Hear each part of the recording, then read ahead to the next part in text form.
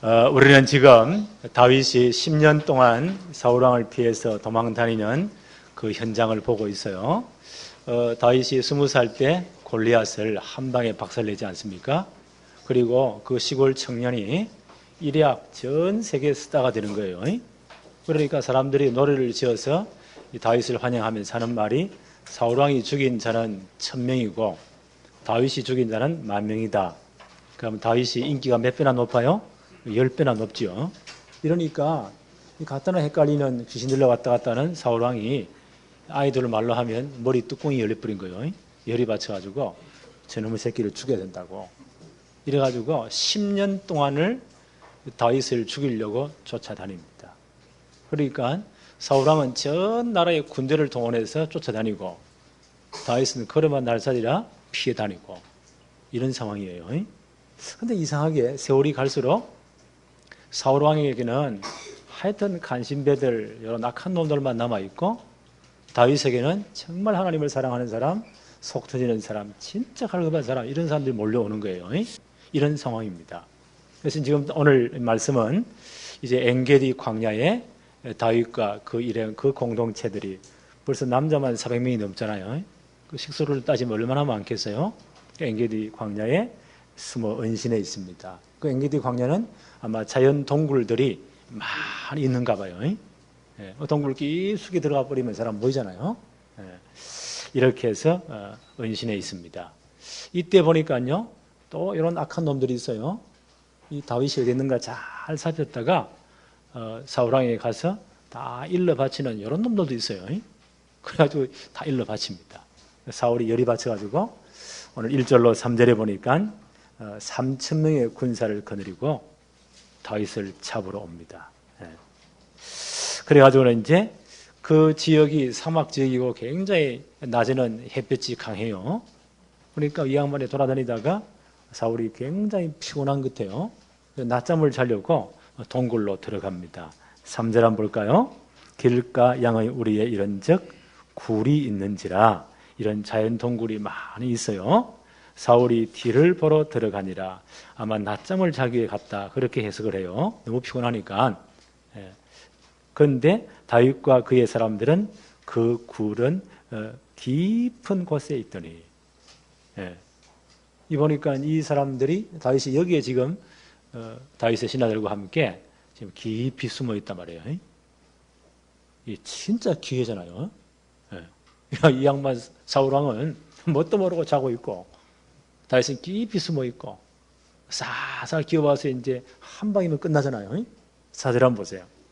다윗의 사람들이 이르되 보소서 여호와께서 당신에게 이르시기를 내가 원수를 내 손에 넘기리니 내 생각에 좋은 대로 그에게 행하라 하시더니 이것이 그날입니다.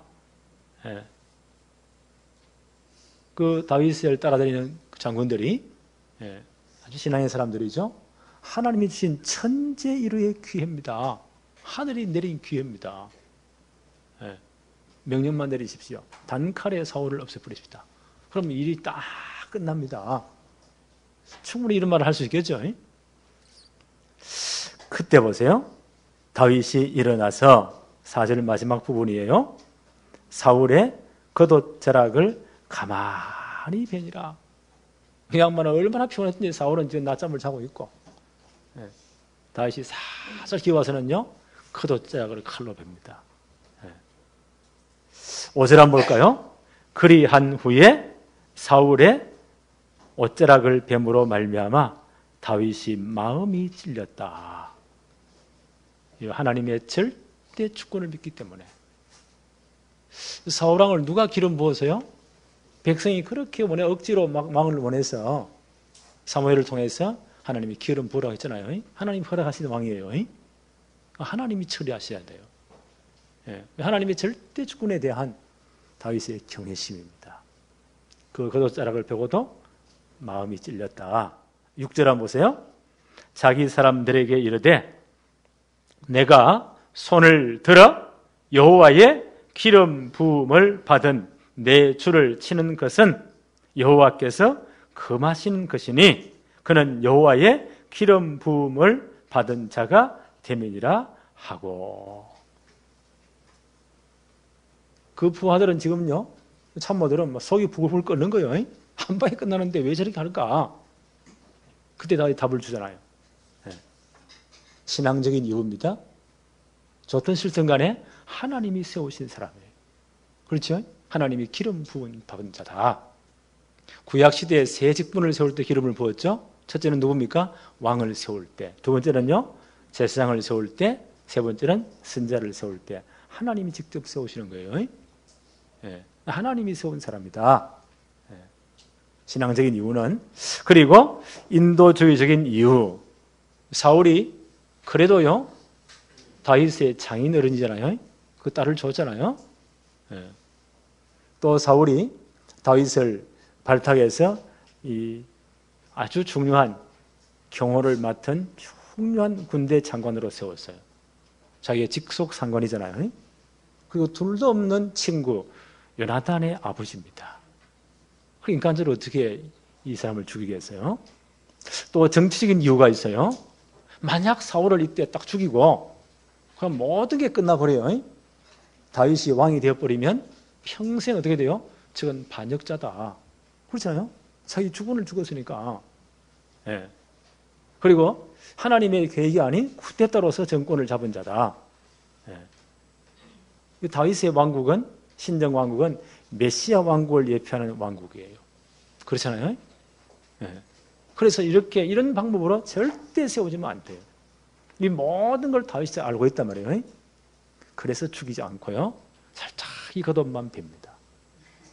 자, 8절 한번 볼까요? 그 후에 다윗도 일어나 굴에서 나가. 사울이 이제 실컷 자고는 이제 굴에서 아무 일 없는 듯이 나가요. 저 멀리 이제 갑니다. 그때 다윗이 나오는 거예요. 8절. 그 후에 다윗도 일어나 굴에서 나가 사울의 뒤에서 외쳐 이르되 내 주 왕이여 하며 사울이 돌아보는지라 다윗이 땅에 엎드려 절하고. 10절 한번 볼까요? 오늘 여호와께서 굴에서 왕을 내 손에 넘기신 것을 왕이 아셨을 것이니이다. 어떤 사람이 나를 권하여 왕을 죽이라 하였으나 내가 왕을 아껴 말하기를 나는 내 손을 들어 내 주를 해하지 아니하리니 그는 여호와의 기름 부음을 받은 자이기 때문이라고 하였습니다. 이때 사울이 아마 정말 놀랐겠죠. 지금 다윗이 겉옷자라고 생각 들고 이게 정가 아닙니까? 나의 참모들은, 나의 부관들은 당장 한 칼에 죽이자고 말했습니다. 내가 왕의 생명을 아껴서 해하지 말라고 했습니다. 왜요? 당신은 여호와께 기름 부음 받은 자이기 때문입니다. 잠언 25장 21절 22절에 이런 말씀이 있어요. 내 원수가 배고파 하거든 음식을 먹이고 목말라 하거든 물을 마시게 하라. 그리하는 것은 핀 숯을 그의 머리에 놓는 것과 일반이요 여호와께서 내게 갚아 주시리라. 성경이 이렇게 말해요. 하나님께 맡기라는 거예요. 내 원수가 배고프거든 음식을 먹이고 목말라 하거든 물을 마시고. 그렇게 하는 것은요, 핀 숯불이 얼마나 뜨거워요. 그걸 머리에 넣었다 큰일 나겠죠. 그와 똑같은 것이다. 여호와께서 내게 갚아줄 것이다.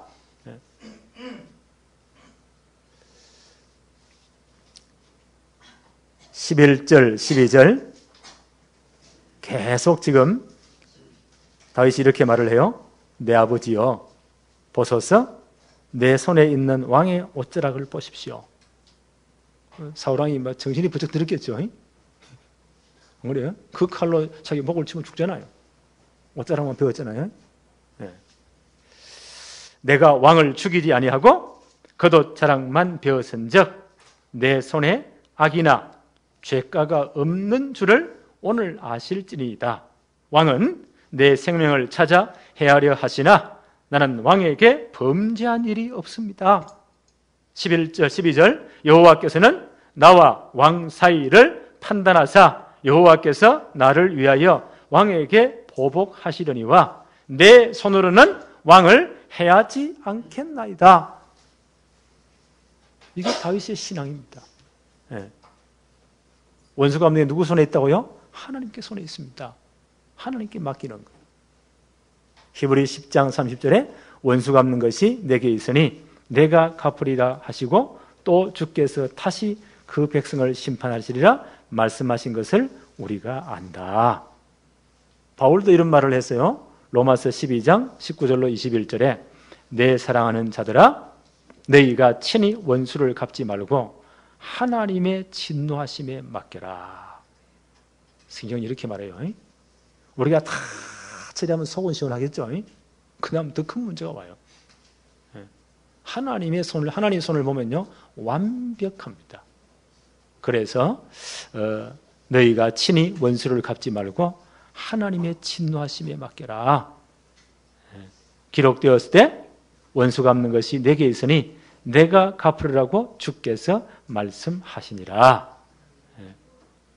그래서 어떻게 하라고요? 내 원수가 줄이거든 먹이고 목마르거든 마시게 하라. 그리함으로 내가 숯불을 그의 머리에 쌓아놓으리라. 그와 똑같다는 거예요.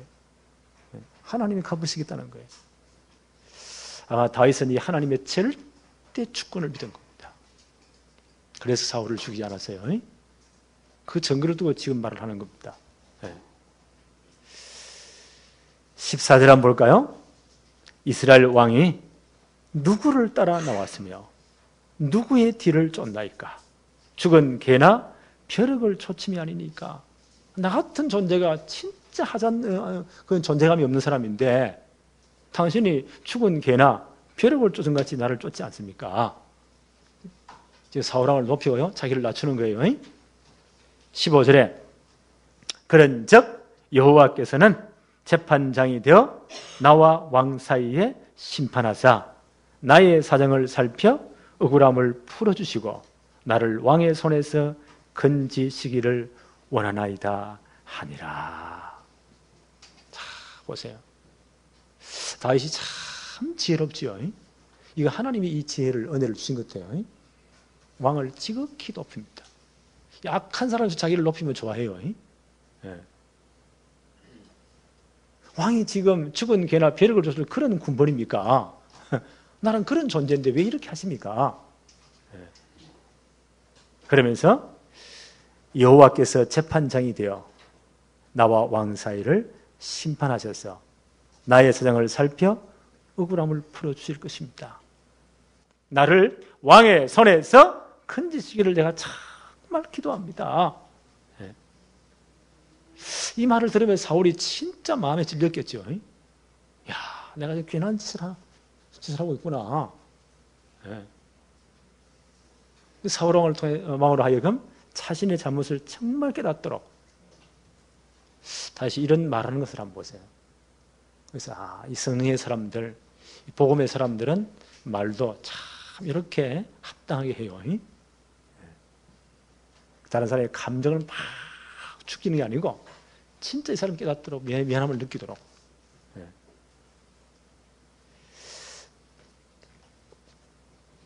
그래서 잠언 15장 1절로 3절에 이런 말씀이 있어요. 유순한 대답은 분노를 쉬게 하여도 과격한 말은 노를 격동하느니라. 상대가 막 열받쳐 나올 때요, 우리 어떻게 해야 돼요? 감정을 더 낮춰야 돼요. 더 차분하게 말해야 돼요. 그럼 이 사람이 딱 한풀 꺾입니다. 우리나라 사람들은 굉장히, 저도 급하지만 대충 다 급한 것 같아요. 이 차를 몰고 가다가 잠깐 조금 실수할 수도 있잖아요. 그러면 내려가지고 싸우는데 보니까 아버지 때리저기 원수를 만난 듯이 싸워요, 보니까. 목소리 큰 놈이 1등이라. 미국 가보니까요, 그런 부지에서 내려가지고요, 보통 보험 처리하자고, 좋은 날 되라고, have nice day 이러면서요, 악수하고 헤어져요. 이게 우리 민족의, 우리나라 사람들의 이런 근성이구나. 이것도 못된 영적 문제가 될 수 있어요. 지금 사울이 보세요. 눈에 불을 켜가지고 막 열이 돼가지고 이렇게 막 왔는데 다윗이 하는 말을 보세요. 얼마나 차분합니까? 감정을 탁 끌어앉아서 논리적으로 진짜 알아들을 수 있도록 사울왕의 마음에 정말 이렇게 되도록 양심에 갇히게 되도록 이런 말을 한단 말이에요. 이것도 하나님 주신 지혜인 것 같아요. 랩런트는 잘 배우시기 바랍니다. 가정에서도 마찬가지 같아요. 우리말에 손뼉도 뭐요? 마주쳐야 소리가 나는 거예요. 한쪽이 올라오면 피해버리면 돼요. 이런 은혜가 임하기를 바랍니다. 그래서 유순한 대답은 분노를 쉬게 하여도 과격한 말은 노를 격동하느니라. 그래서 지혜 있는 자의 혀는 지식을 선히 베풀고, 나는 우리 전 성도들이 지혜 있는 자 되기를 바랍니다. 하나님이 이 지혜를 주시는 거예요. 미련한 자의 입은 미련한 것을 쏟아내느니라. 그래서 늘 싸움이 된단 말이에요. 여호와의 눈은 어디서든지 악인과 선인을 감찰하느니라. 하나님이 다 보고 계십니다. 그 하나님 앞에서 보세요. 다윗이 그 귀신들로 미쳐서 설치는 이 사울왕을 보세요. 얼마나 마음이 막 격분돼가지고 우리치죠. 이 다윗의 말 한마디에 사울이 그냥 꼬꾸라집니다. 이런 지혜가 있기를 바랍니다. 그러면 우리는 가는 곳곳마다 피스메이커가 되는 거예요. 전 현장을 다 살리는 거예요. 자, 이때 사울왕이 뭐라고 말합니까? 24장 16절 보세요. 다윗이 사울에게 이같이 말하기를 마침에 사울이 이르되 내 아들 다윗아 이것이 내 목소리냐 하고 소리 높여 울며. 이런 사람이 또 감동은 잘 받아요. 감동은 잘 받아요. 소리 높여 울며. 17절 한번 볼까요? 다윗에게 이르되 나는 너를 학대하되 너는 나를 선대하니 너는 나보다 어렵도다. 감동을 받아가지고 나는 너를 이렇게 학대했는데 나를 죽일 충분한 기회 되는데 죽이지 않고 살려줬다. 나를 선대하는구나. 그러면 어떻게 해야 돼요? 정말 내가 죽을 죄인이다. 내가 죽일 놈이다. 정말 잘못했다. 다시는 이제 따라가지 않겠다. 요러 해야 되는데요. 이 양반이 뭐라고 말해요? 자, 17절 다시 한번 보세요. 다윗에게 이르되 나는 너를 학대하되 너는 나를 선대하니 너는 나보다 어렵도다. 자기도 어렵고 다윗은 조금 더 어렵고 절대 회개 안 해요. 이 영적인 특징이 이런 거예요. 절대 회개 안 해요. 진정한 여친 죄에 대한 고백이 없어요. 18절, 19절 계속 이렇게 이 양반 하시는 말이에요. 사울왕이 하는 말입니다. 18절 내가 나 선대한 것을 오늘 나타내었나니 여호와께서 나를 내 손에 넘기셔서나 내가 나를 죽이지 아니하였도다. 19절에 사람이 그의 원수를 만나면 그를 평안히 가게 하겠느냐? 내가 오늘 내게 행한 일로 말미암아 여호와께서 내게 선으로 갚으시기를 원하노라. 목사님 비슷한 말씀을 하죠. 이 양반이. 일시적인 감동이에요. 영적 문제 특징이 이런 거예요. 감동도 너무 잘 받아요. 맹세도 너무 잘해요. 그래요. 어떤 분이 영적으로 조금 왔다 갔다 하는 분을 이렇게 좀 보니까요. 합숙 갔다 와가지고 얼마나 감동을 받았든지 나는 그게 은혜인지 충격인지 감동인지 모르겠어요. 목사님 지금까지 내가 허살았고요. 모든 게 잘못됐고요. 지금부터 주를 위해서 목을 내놓고요. 목이 몇 개인지 모르겠어. 그냥 뭐 목을 내놨단 말로 다 합치면 목이 한 10개쯤 되는가 봐. 생을 걸고 한 달 뒤에 헷가다가 또 넘어져 자빠져 있습니다. 하나님이 살았냐 죽었냐 그래요? 그리고 고함 지르고 있어요. 아, 저런 부분이 역적 문제구나. 이 양반 보세요. 이 말하는 거 한번 보세요. 목사님 비슷한 말씀을 하죠. 열어놓고 또 몇 달을 보여보세요. 또 다윗을 죽인다고 지금 따라옵니다. 온 군대를 동원해가지고 눈에 불을 켜고 오는 거예요. 20절 한번 봅시다. 이 양반이 계속 지금 사울왕이 하는 말이에요. 보라, 나는 내가 반드시 왕이 될 것을 알고 이스라엘 나라가 내 손에 견고히 설 것을 아노라. 사울도 알고 있어요. 다윗이 하나님이 예선된 왕임을. 그렇죠? 하나님이 다윗의 왕을 세울 것을 이미 알고 있어요. 그런데 하나님의 뜻에 복종 안 해요. 마귀도 사단도 하나님의 주권을 인정해요. 근데 절대 순종 안 해요. 이게 망할 사람의 특징입니다.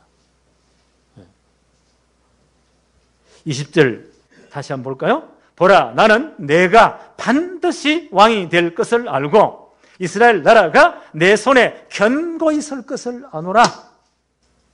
그러면 자기가 결단해야 되잖아요. 하나님 명령에 순종해야 돼요. 절대 순종치 않아요. 마귀도 성경을 더 잘한다니까요. 그렇지 않아요? 21절에 그런즉 너는 내 후손을 끊지 아니하며 내 아버지의 집에서 내 이름을 멸하지 아니할 것을 이제 여호와의 이름으로 내게 맹세하라 하니라. 이런 말까지 해요. 그런데도 순종하지 않아요. 이게 망한 사람의 특징입니다. 이것은 이제 사울 왕의 기간이 점점 이제 끝나가는 것을 의미해요. 하나님은 다윗을 왕으로 세울 시간표가 점점 가까이 되었다는 것을 의미합니다. 하나님의 절대적인 시간표는 반드시 움직입니다. 어떤 일이 있어도. 그렇죠? 사울이 천년만년 왕을 할 것이요? 이렇게 다윗을 죽이려고 쫓아다니면서 늘 괴롭힐 것이요? 아니요. 어떤 면에서는요, 이 사울 왕이 막바지가 되면서 더욱더 포악해지고요, 더욱더 귀신 충만해가지고 설치는 거예요. 얼른 보기에는요, 하나님이 없는 것이 보여요. 그러나 하나님의 시간표는 정확하게 움직입니다. 이 양반이 이제 고백하는 거예요. 네가 왕이 될 것이 분명하다. 나도 알고 있다. 네가 왕이 될 때 나와 내 후손, 내 가정들을 끊지 말라. 그걸 맹세하라. 하나님의 시간표는 반드시 움직입니다. 이걸 하나님의 절대적인 시간표라고 해요. 성경 전체를 보면 하나님의 절대적인 시간표가 딱 보입니다. 그게 뭐예요? 복음은 땅 끝까지 모든 족속에게 증거되고야 맙니다. 어떤 일이 있어도. 그렇죠? 어떤 일이 있어도 성경은 분명히 말씀합니다. 하나님의 절대적인 시간표는 복음은 땅 끝까지 모든 족속에게 증거된 후에, 그렇죠? 그리고 주님은 재림하시고 이 땅은 끝나는 거예요. 요 일을 누가 제일 막을까요? 사탄이. 다윗이 왕이 되면 큰일 나거든요. 그 후손을 통해서 누가 오십니까? 창세기 3장 15절의 주인공 그리스도가 오셔야 돼요. 그럼 사단의 머리가 박살나는 거예요. 이걸 막으려고 보세요. 사단이 사울의 마음을 격동시켜서 10년을 죽이려고 쫓아다닙니다. 사단이 격동하니까. 그럼에도 불구하고 하나님의 시간표는 정확하게 움직입니다. 우리 이걸 봐야 돼요. 세계복음화 되면 큰일 나요. 복음이 정되면 큰일 나요. 어쨌든 성도들이 복음 알지 못하도록, 하나님의 절대 시간표를 못 보도록, 여기에 헌신하지 못하도록 이런저런 이유로 사단은 막습니다. 우리 이걸 잘 봐야 됩니다. 그래서 로마서 16장 20절에 바울이 이렇게 말을 해요. 평강의 하나님께서 속히 사단을 너희 발 아래에서 상하게 하시리라. 로마서 지금 16장에 지금 로마 복음화 해야 될 충분한 일꾼들의 명단이 나오잖아요. 그들이 이 일에 헌신해 사단이 계속 방해하는 거예요. 바울이 마지막 이 말을 합니다. 평강의 하나님께서 속히 사단을 너희 발 아래 상하게 하실 것이다. 하나님의 절대 시간표를 못 막습니다. 그래서 예수님께서 마지막 부활하셔서 우리에게 주신 메시지가 뭡니까? 부활 메시지. 마태복음 28장 16절로 20절에 하늘과 땅 모든 권세를 나에게 주셨다. 우리 주님이 하늘 땅 모든 권세를 가진 분이시죠. 그분이 말씀하십니다. 그러므로 너희는 가서 모든 족속으로 제자를 삼아서 아버지, 아들, 성령의 이름으로 세례를 주고 내가 너희 분부한 모든 것 세계복음화 가르쳐 지키게 해라. 중요한 제자들을 뽑아가지고 볼지어다 세상 끝날까지 이 일을 할 때에 세상 끝날까지 너희와 항상 함께하리라. 하늘 땅 모든 권세가 가진 주님이 함께 하시겠다는 거예요. 예. 우리는 요 시간표 속에 들어가야 돼요. 우리의 모든 삶이 우리 인생이 우리가 요 축복 속에 들어가야 돼. 지금 유 목사님이 237개 나라에 대한 우리는 진짜 이들을 불러다가 훈련시켜서 파송해야 된다. 그런 메시지가 계속 지금 나오고 있어요. 그러면 각 교회마다 다르겠죠. 우리 교회는 어떤 나라를 택할 것인가 지금부터 기도해야 돼요. 우선 이렇게 연결되니까 이 필리핀의 윤재석 선교사님이 제게 늘 이메일을 보내와요. 이분이 영어를 원래 대학 다닐 때 영어를 굉장히 잘했어요. 아마 다락방 영어 실력이 아마 제일 좋을 것 같아요 보니까. 이 친구가 늘 이제 자기 이제 메시지를 영어로 적어가지고 제게 보내줘요. 그러면서 하는 말이 이 친구 말이 맞는 것 같아요. 이 윤석열 교사 나하고는 신학교 동기 동창이에요. 총신에 사당동 총신에 하는 말이 아무리 자기가 와도 이렇게 선교해도 이게 잘 안 된다는 거예요. 그래서 여기에 똑똑한 아이들을 골라가지고 제대로 한국말 가르쳐서 한국에 보내어서 제대로 우리 RT에서 우리 신학교에서 제대로 이제 이 메시지를 듣고 딱 체질화되어서 여기에 파송되면 제대로 선교할 수 있다는 거예요. 자기는 아무래도 날고 기고해도 잘 안 된다는 거예요. 평생을 거기에 생을 걸었거든요. 그래서 이 전략이 제일 좋은 것다. 나도 동의한다고. 그러면 진짜를 찾아라 가짜 말고. 많은 사람들이 한국에 올 때는 지금 그런 제3국에서 한국 오는 것이 그들의 로망이에요. 한국이 그만큼 잘 사는 거예요. 동남아 쭉 중국 돌아다녀 보니까요. 이 핸드폰에 스마트폰에 한국 그 노래들 이런 것들요. 누가 듣는 게 그게 그들의 유행이라. 얼마나 그들이 한국 노래 부르는 게 얼마나 자랑스러운지. 걔들 한국 하면 오는 게 완전 꿈입니다. 그래가지고 속이고 와가지고요. 우리 초청해 주면 도망가 일하고 있는 놈도 있어요. 사고 치는 놈도 있고. 그러니까 그런 거 보면 큰일 난다. 사단이 그렇게 역사를 주시니까 진짜로 골라보내라. 그래서 몇 놈 골라놨다네요. 근데 12월 달에 가서 고신학교 강의하면서 걔들을 참 유심히 좀 보고 진짜로 싶으면 걔들이 그 필리핀에 졸업할 때까지 얼마 한 달에 10만 원 좀 보내주면 돼요. 졸업시켜서 그동안 당신이 진짜 한국말 가르쳐서 졸업하면 한국 보내라. 그럼 우리 교회가 RTS 보내가지고 제대로 목사한테서 다시 파송하겠다.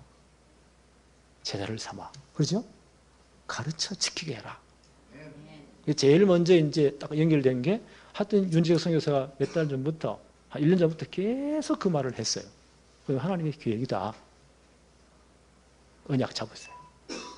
그래서 나는 그래서 한 산업인 한 분이 나와서 좋다. 나는 그 아이가 오면 졸업할 때까지 모든 회비를 내가 되겠다. 그런 분 나오세요. 이렇게 해서 한 사람 한 사람 연결하는 거예요. 이 일을 할 때 세상 끝날까지 너희와 항상 함께 하리라. 우리 이 축복을 누려야 돼요. 누가 뭐래도 복음은 땅 끝까지 모든 족속에게 전거되어야 말 겁니다. 그리고 주님은 재림하십니다. 우리는 요 언약 성취 속에 있어야 돼요. 이걸 언약의 백성이라고 해요. 우리 교회가 이 축복이 정말 누려지기를 바랍니다. 하나님 아버지 감사합니다. 우리 세상빛 교회를 축복하셔서 또 많은 렘넌트들을 일으키시며 오늘 또 우리 아이니가 유아 세례 받게 하심을 너무 감사합니다. 앞으로 세계복음화에 서임받는 최고의 영적 섬이 되게 하옵시며 최고의 축복의 사람 되게 하옵시며 최고의 하나님 영광 돌리는 축복의 일꾼 되도록 하나님이 역사하여 주옵소서. 오늘도 본문 말씀을 보면서 어떤 일이 일어나도 하나님의 시간표는 완벽하게 진행되는 것을 보았습니다.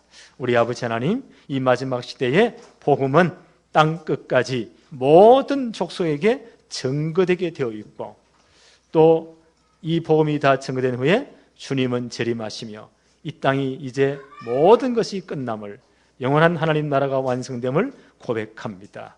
우리가 이 마지막 시대에 정말 복음 전한 이 축복의 반열에 하나님이 가장 기뻐하시고 최고의 축복을 주는 이 축복 속에, 언약의 예정 속에 있게 하여 주옵소서. 우리 모든 개인, 가정, 가문이 이 축복 속에 있게 하여 주옵시며, 최고 복을 받는 성도들이며 가정, 가문, 복음의 명문 가정, 가문 되도록 역사하여 주옵소서. 예수님의 이름으로 기도합니다. 아멘.